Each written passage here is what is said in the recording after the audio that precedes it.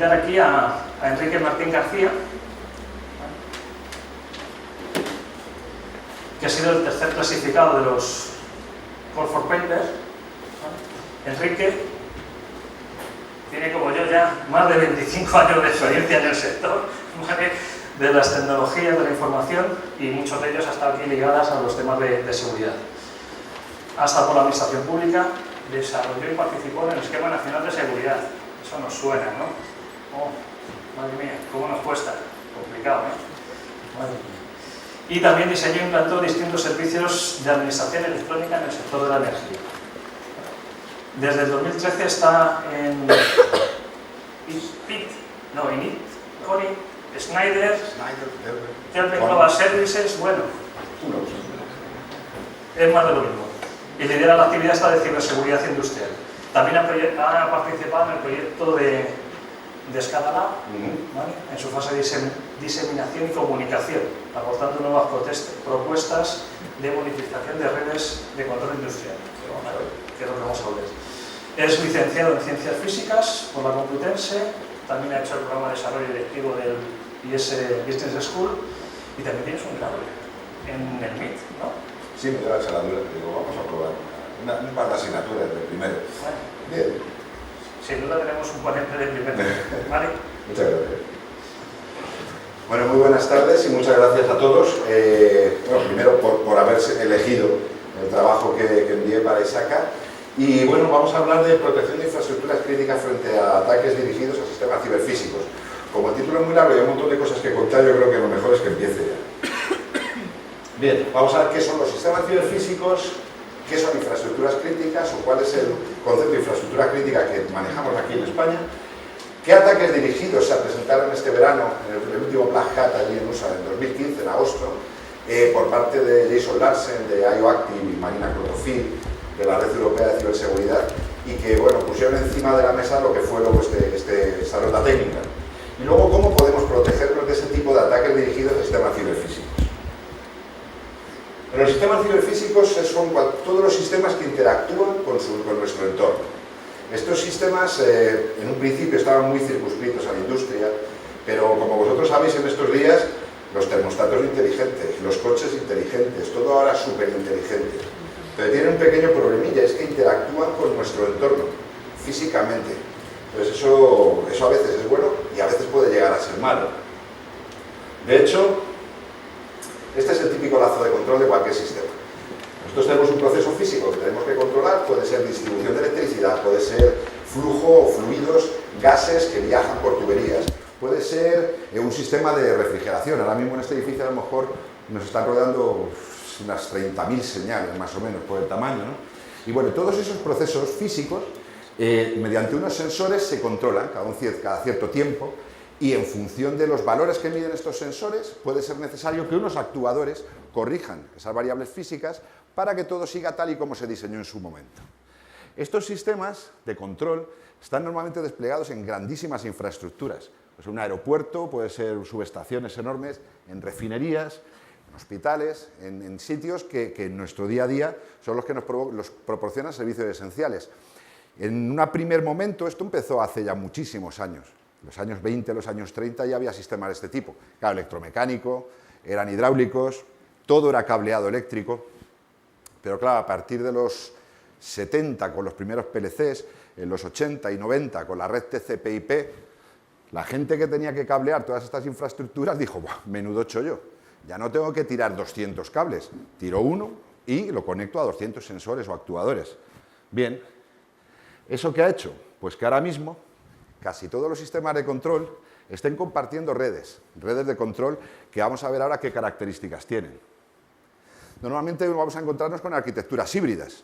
Nosotros vamos a tener una zona, que es la zona IT, que es con la que todo el mundo suele estar muy familiarizado, todos los sistemas de información que están allí, tienen una superficie de ataque súper bien estudiadas, ha habido mucha gente que está protegiendo esto férreamente, pero amigo, tenemos también redes de control. Estas redes de control también hay otras superficies de ataque. Muchas veces no se miran. Y entonces aparecen ahora mismo superficies de ataque hacia arriba y superficie de ataque desde fuera. La gente que controla estas redes normalmente no tiene el mismo jefe que la gente que controla aquellas redes. El CISO no se entera muchas veces de qué está pasando aquí. Y esa es una situación peligrosa.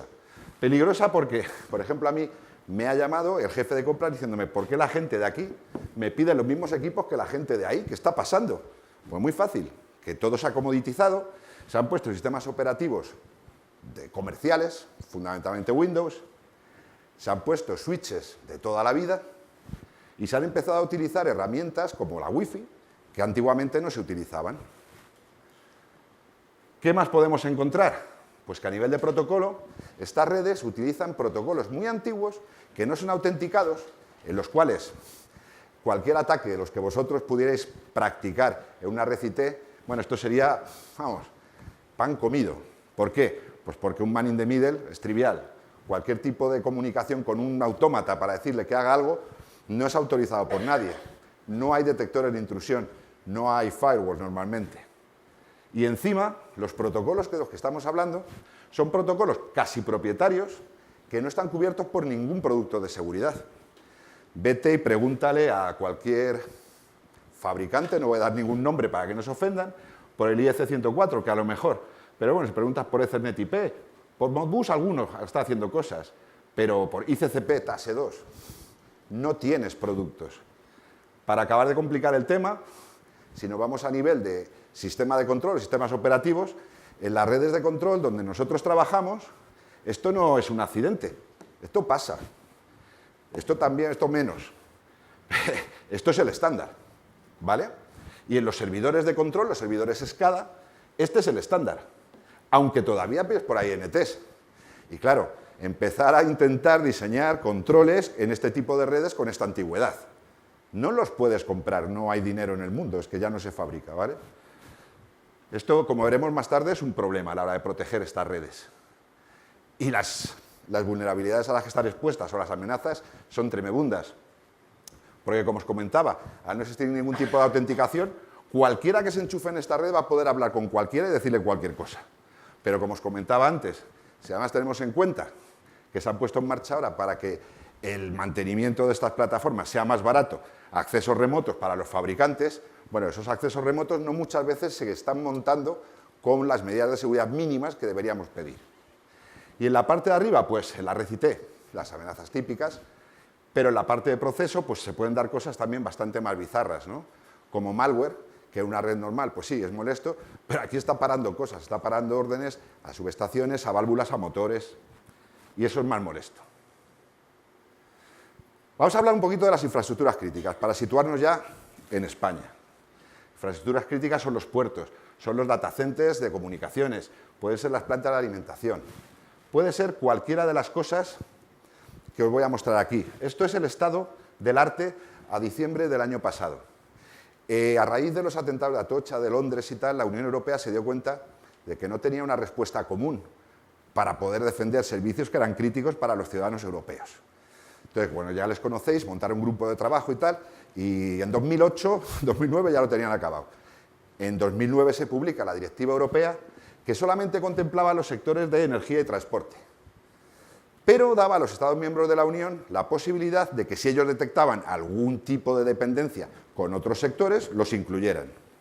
Bueno, en España, como podéis ver, nos pusimos a designar sectores críticos como si no hubiera un mañana y tenemos 12. Los italianos y los griegos dijeron, cuidado, ¿qué han dicho? Energía y transporte, y ahí se han quedado. Y otros sectores, como son el agua, la alimentación y tal, ha estado un poco a la discreción de los Estados miembros el designarlos como críticos o no. Aquí en España hemos sido generosos y hemos designado todo esto para acompañar además la Ley de Protección de Infraestructuras Críticas. Con la Ley de Protección de Infraestructuras Críticas, los operadores que operan, los propietarios o gestores de infraestructuras que proporcionan servicios esenciales son nombrados por el Centro Nacional de Protección de Infraestructuras Críticas operador crítico. A partir de ahí, muchos lo sabéis, tienen que poner en marcha el plan de seguridad, el plan de protección específico para cada una de las infraestructuras y todo esto coordinado por sectores, en esos 12 sectores, mediante los planes estratégicos sectoriales. En 2014 se acometieron los dos primeros sectores, energía con sus 3 subsectores, nuclear y la parte de finanzas. En 2015, muy recientemente, se han nombrado a los operadores de agua y transporte, al día 20 de septiembre, y se han comenzado ya los grupos de trabajo de los siguientes sectores. telecomunicaciones y sistemas de información, espacio y sector químico. Y quedan estos 4 para siguientes ediciones. Bueno, por supuesto, los agentes que están, digamos, poniendo en marcha todo esto son INCIBE, como tiene encomendado por parte del Ministerio del Interior y el Ministerio de Industria la provisión de servicios de seguridad para infraestructuras críticas, CENEPIC, obviamente, y dentro del CENEPIC la Oficina de Coordinación Cibernética, que junto con el CNI son los que montan el DEFCON 2, DEFCON 3, DEFCON 4, y que, bueno, eso obliga a que un operador de infraestructura crítica active una serie de medidas, no de tipo permanente, sino progresivas, para defenderlas. Además, muy recientemente también, en septiembre, yo creo que dada la experiencia de los primeros sectores críticos designados en 2014, se han modificado los contenidos mínimos que deben incluir los planes de seguridad de cada operador y los planes de protección de sus infraestructuras. Bueno, pues porque se ha visto que la organización de la seguridad que se estaba presentando en los planes a veces era un poquito difusa, que las ciberamenazas que se consideraban, una de las cosas que te dice es que tienes que considerar cosas de muy baja probabilidad, de muy alto impacto. O sea, el famoso no te lo dejan hacer o no te lo deben dejar hacer, ¿vale? Hay que considerarlo, luego ya veremos.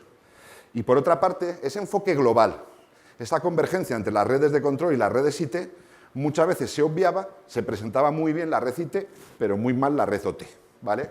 Y eso también exigen que lo cambiemos. ¿Y qué te puede pasar? Bueno, pues que si tienes la enorme suerte de operar o gestionar o poseer una infraestructura crítica, te llegará una carta en un papel muy gordo, muy bueno, eso sí, con el sello del Ministerio del Interior. Es usted operador crítico, a partir de ahí tú tienes que designar responsables de tu operador y responsables de cada una de tus infraestructuras, por supuesto con sus sustitutos. Y te dan 6 meses para que hagas el plan de seguridad y 4 meses, bueno, ellos tardan 2 meses en corregirlo, validarlo y tal, y cuando te lo devuelven tienes otros 4 meses para hacer los planes de protección de cada una de tus infraestructuras. Más o menos desde que te llega la carta hasta que puedes empezar a pensar que tienes que tener todo acabado, pasa más o menos un año. Y en ese año hay que hacer un montón de cosas. Luego las veremos más adelante. Bueno, pues vamos un poco a lo que es los ataques dirigidos a sistemas ciberfísicos de infraestructuras. Como os decía, durante este mes de agosto, en el Black Hat USA, se puso por parte de un par de investigadores encima de la mesa la posibilidad, mediante, ellos habían hecho simulaciones, aunque ya había simulaciones anteriores hechas, de atacar directamente a los procesos que estaban controlando los sistemas de control. Digamos que en la taxonomía de ataques había 3 tipos de ataques. Podías buscar hacer daño sobre los equipos, en el caso de la infraestructura crítica eso es muy importante. Impacto en la cuenta de resultados de las organizaciones, bueno, eso tiene menos importancia a la hora de proteger vidas, pero para las organizaciones tiene importancia, o deterioro del cumplimiento legal también para intentar erosionar a las organizaciones. ¿Qué tipo de daños podían provocarse? Pues sobre las tuberías y los ductos, los equipos de refrigeración, los motores y centrifugadoras, generadores eléctricos, pero la panoplia de ataques es infinita y no tenéis más que hablar con un ingeniero de SCADA para que os dé nuevas ideas, ¿no?, de ataques.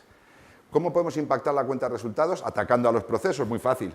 Podemos invalidar los lotes, la gente que fabrica cosas, lo que podemos hacer es o empobrecer la pureza, disminuir la cantidad, y os aseguro que como son cantidades muy grandes en toneladas, pues las disminuciones de pureza o de cantidades, aunque sean marginales, si las sumas al cabo de un año puede ser muchísimo dinero. Disminuyendo la producción, como os he contado, o incrementando los costes operacionales. Hay gente que ha diseñado ataques simplemente para volver locos a los tíos de mantenimiento. De manera que cuando dicen, oye, esto está mal calibrado, venga, recalíbralo, lo mandas allí, oye, vete a la Torre 12, que está en Abu Dhabi, me cago en la leche, va, todo el mundo para allí. Y es simplemente alguien que lo que quiere es que la organización gaste en mantenimiento. Y el deterioro de cumplimiento legal, pues os podéis imaginar, con normativa de riesgo laboral, con temas de LOPD, que conllevan multas en estos casos, o como impacto al medio ambiente, que también en algunos sectores tienen multas bastante importantes. ¿Y qué características tenían estos ataques que diseñaron estos equipos? Por una parte, en ataques semánticos, o sea, la gente que va a atacar un proceso tiene que saber muchas cosas. O sea, tú tienes que tener un equipo de gente, y los malos lo han entendido. Los malos saben que si quieren entrar por arriba, tienen que tener a tíos bragados, hackers ITs. Si quieren entrar por abajo, tienen que tener a tíos bragados en SCADA y en sistemas de control. Y si quieren causar daño, tienen que tener a alguien que conozca el proceso que ese SCADA está controlando para hacer el daño que nosotros queremos hacer. Además, esto era curioso porque ni siquiera se planteaban cómo habían llegado a la red de control. Decían, bueno, es tan sencillo entrar en la red de control que ya estamos en la red de control y vamos a ejecutar el ataque. O sea, eso ya daba bastante que pensar. Y lo que, claro, la característica es que tú estás ejecutando el ataque como un usuario legítimo, en un puesto legítimo, en una red legítima, con lo cual, ¿cómo podemos detectar ese tipo de ataques? Es muy parecido a lo que puede hacer un empleado discontento, un sabotaje. Son ataques complicados. Y además tienes los permisos que tienes que tener. Y esto es lo que os decía, tienes que tener un equipo multidisciplinar.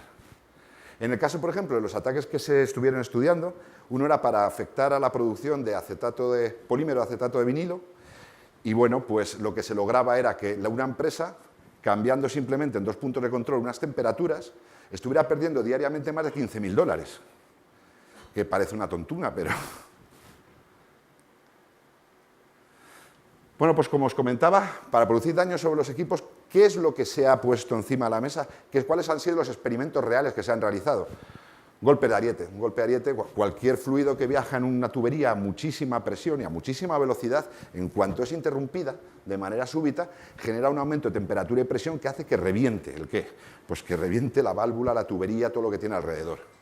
Eso lo puedes aplicar en 100.000 sitios, factorías, en los canales de agua de las ciudades, en los propios equipos de refrigeración, en un montón de sitios. Ataques a las torres de refrigeración que, por una parte, si están destinadas a que unos sistemas funcionen, pues por ejemplo en un data center te provocan el apagado de un data center. Si lo que quieres hacer es que nadie pueda entrar al edificio, ya veremos luego que si manipulamos de alguna manera los biocidas y los sensores para determinar las infecciones de las grandes balsas que tienen las torres de refrigeración, pues en 2 meses y pico tenemos una legionela. Cerrado el sitio, nadie entra, nadie sale. Bueno, todo el mundo sale, nadie entra.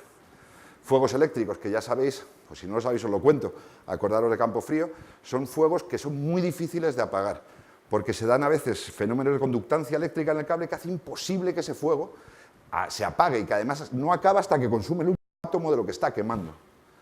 Los ataques tipo Aurora sobre generadores, que algunos a lo mejor os habéis visto, que se producen al abrir y cerrar breakers, contrafase, cuando están produciendo electricidad en alterna, bueno, pues pueden provocar efectos cinéticos que hace que se destroce directamente el transformador. Y luego los ataques a centrifugadoras, el más famoso es el de Stuxnet, pero vamos, en el mundo de la industria hay muchísimas cosas que giran a muchísimas revoluciones y que en cuanto las pasas, tanto en régimen como en duración del régimen, se empiezan a desajustar y acaban estallando. Impactos en la organización, pues lo que os comentaba.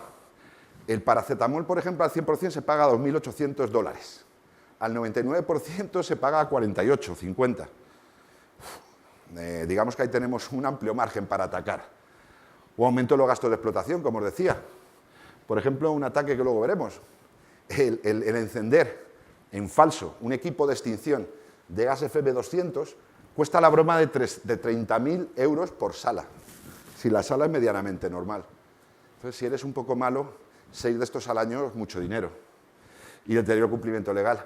Cualquier tipo de vertido a un río, vertidos al mar, vertidos a cualquier sitio de tu alrededor lleva unas multas tremendas, incluso puede dañar a la población. Y luego incumplimientos contractuales derivados o bien de la disponibilidad, bien de la producción, bien de la pureza.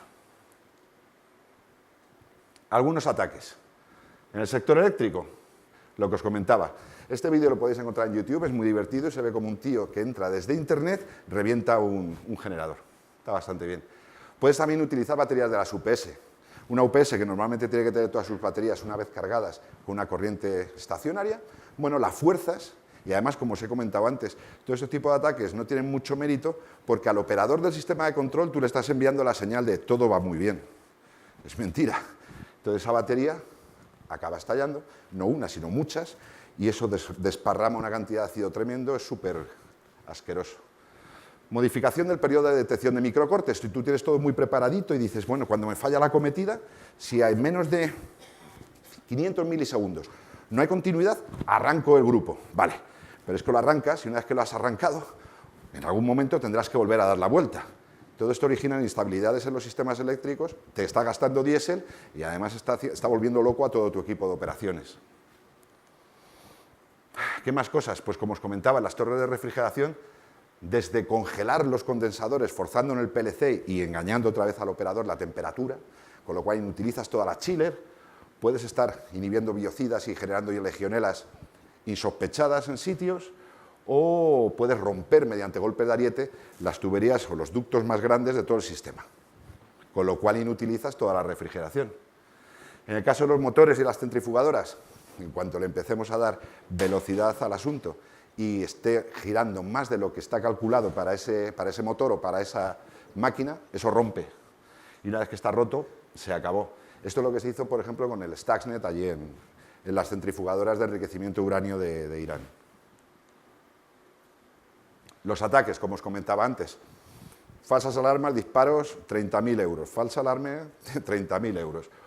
Puedo inhibir alarmas para poder provocar los fuegos eléctricos o puedo cambiar las alertas en el HMI, en la estación de operación, para que aquí no haya pasado nada.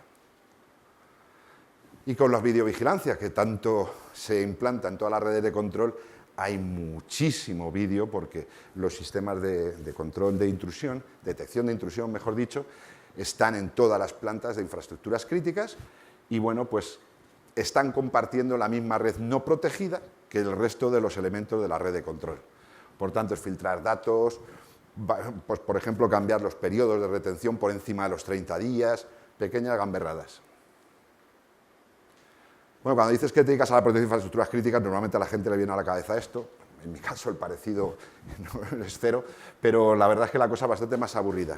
Bastante más aburrida porque requiere cambiar muchas cosas. Y ya sabéis que lo más difícil del mundo es cambiar a las personas. Entonces lo primero es decirles, yo trabajo en ciberseguridad. ¿Y qué es ciberseguridad? Ciberseguridad para nosotros es una actividad holística, odio la palabra, o global si lo queréis ver. Global que enfoca todo este tipo de actividades. Normalmente la gente suele andar por ahí arriba, pero en las organizaciones o en las infraestructuras críticas la gente tiene que llegar ahí abajo.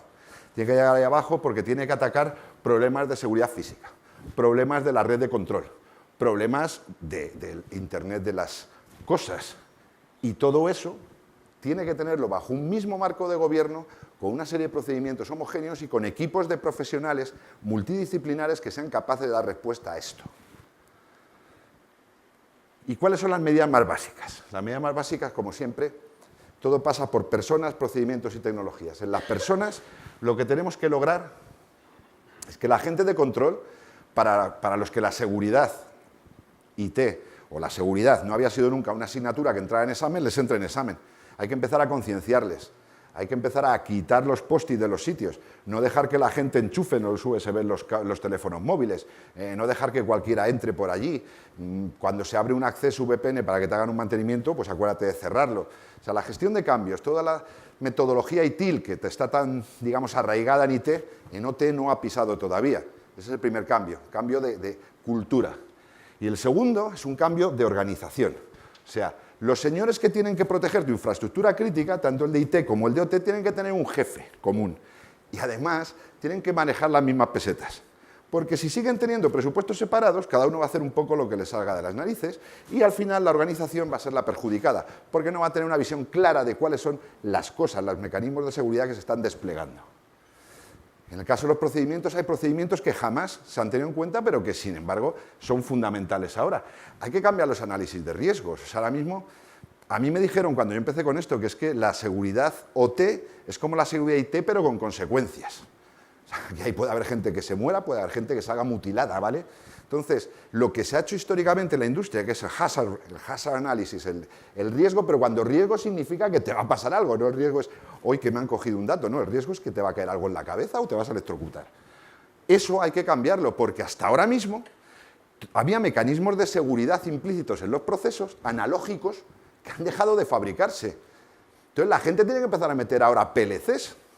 Y una cosa que antes era absolutamente inatacable, porque era analógica, se ha sustituido por un autómata finito computacional que tiene 35.000 líneas de código y un servidor web para que lo gestione un tío.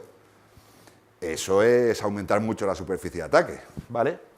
Bueno, pues eso. Y además las personas. Antes había personas que cuando se encendía una bombilla iban y hacían así, físicamente. Ahora vamos a ahorrar costes porque queremos morir todos súper ricos, hemos quitado a las personas, hemos llevado el telemando a telemando completo y pueden pasar más cosas. Pero esas cosas que pasan no están incluidas en los nuevos análisis de riesgo con pupa, el hazard, no riesgo, no, riesgo con pupa, hazard.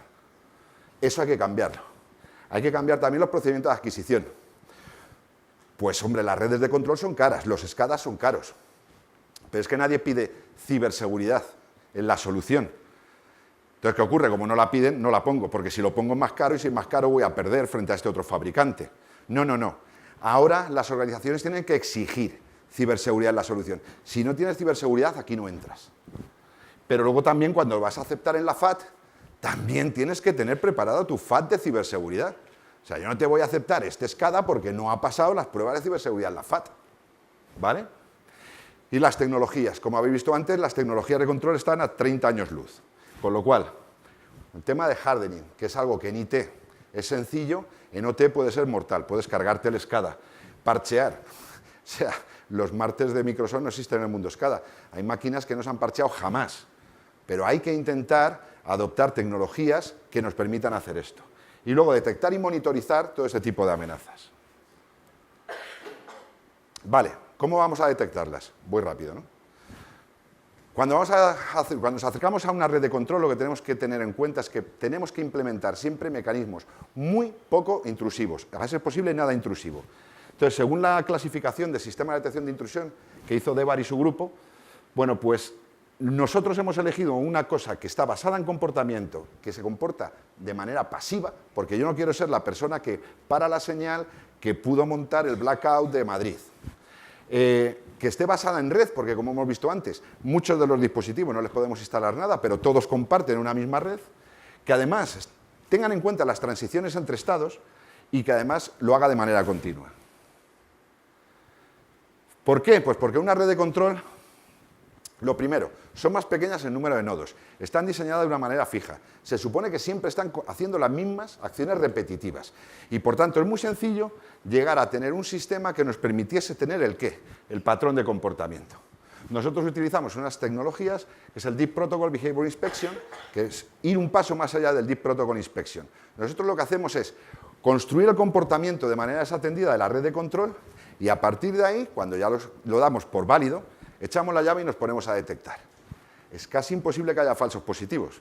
¿Por qué? Porque cualquier mensaje nuevo que aparezca levanta una alerta. No paramos nada, pero sí alertamos. Cualquier comando fuera del patrón. Porque controlamos hasta el valor que están intercambiando esos protocolos, ¿no? Y además podemos detectar controles peligrosos mediante la correlación operacional que vais a entender con esto. Un ataque Aurora se basa en que yo abro, cierro, abro, cierro, abro, cierro, abro, cierro. Vale, cada vez que llega una orden de abro, miro a ver si ha llegado una de cierre antes en un intervalo de tiempo que yo he definido. Si ha llegado, levanto una alerta, porque estimo que alguien me quiere hacer la puñeta. Para hacer un golpe de ariete alguien tiene que cerrar muy rápido una válvula, obviamente accionando un motor. ¿Qué es lo que hago? Digo, bueno, si yo implemento un control proporcional, si alguien me quiere mandar una orden desde este estado a este estado al motor, levanto una alerta, porque no es lo que yo tengo en mi patrón de comportamiento. De manera que somos capaces de detectar ataques tipo Aurora, golpes de ariete, los ataques que vayan destinados a variar la cantidad de la producción, ataques por temperatura, mantenimientos falsos, todo eso son cosas que no estarán jamás en el patrón de comportamiento aprendido.